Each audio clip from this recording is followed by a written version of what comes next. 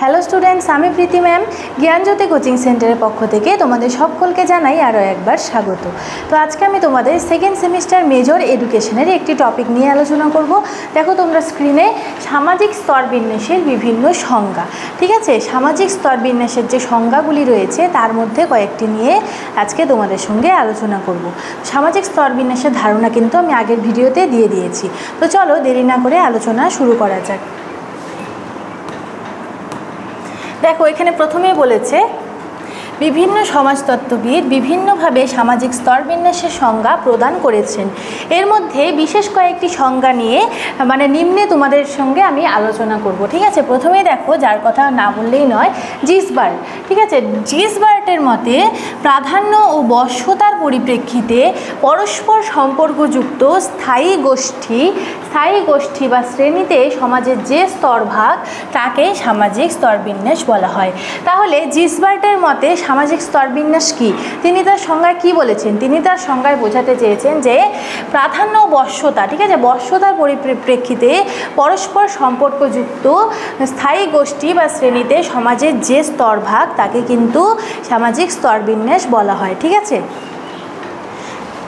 দ্বিতীয় যেটি রয়েছে, দেখো এটা হচ্ছে সরোকিন, ঠিক আছে। সরোকিন তার সংজ্ঞায় কি বলেছেন সামাজিক স্তরবিন্যাসের সংজ্ঞায়? দেখো এখানে দেওয়া রয়েছে, নির্দিষ্ট একটি জনগোষ্ঠীতে উঁচু নিচু অবস্থানের ভিত্তিতে শ্রেণীসমূহের মধ্যে যে পার্থক্য বিদ্যমান থাকে তাই হলো সামাজিক স্তরবিন্যাস, ঠিক আছে। অর্থাৎ কি, social stratification means the differentiation of a given population into manifested in the existence of upper and lower social layer, ঠিক আছে। অর্থাৎ কি, আরও একবার বলেছি বাংলা অর্থটি, নির্দিষ্ট একটি জনগোষ্ঠীতে উঁচু অথবা এখানে হবে নিচু, ঠিক আছে, নিচু অবস্থানের ভিত্তিতে শ্রেণীসমূহের মধ্যে যেসব পার্থক্য দেখা যায়, অর্থাৎ যে পার্থক্য বিদ্যমান থাকে তাই হচ্ছে সামাজিক স্তরবিন্যাস, ঠিক আছে, সামাজিক স্তরবিন্যাস।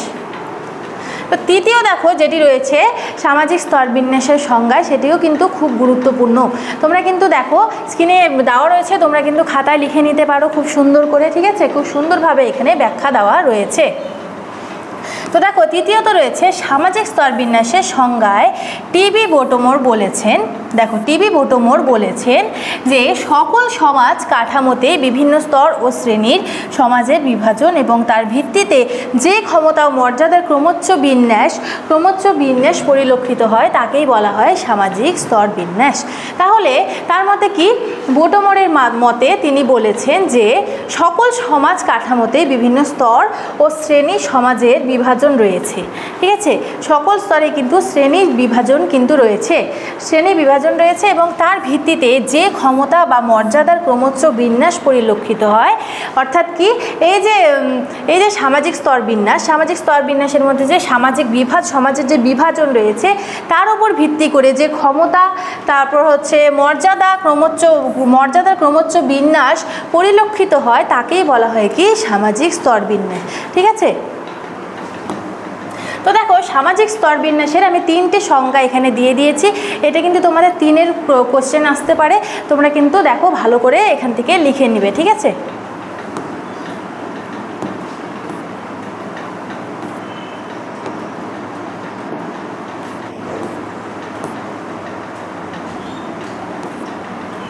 তো আজকের আমার আলোচনার বিষয় এতটুকুই ছিল।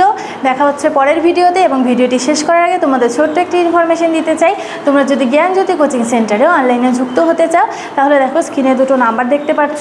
এই 2টো নাম্বারের মধ্যে যে কোনো একটি নাম্বারের সঙ্গে তোমরা যোগাযোগ করতে পারো এবং আমাদের সঙ্গে সরাসরিভাবে যুক্ত হয়ে যেতে পারো। তো ভিডিওটি শুরু থেকে শেষ পর্যন্ত দেখার জন্য থ্যাংক ইউ।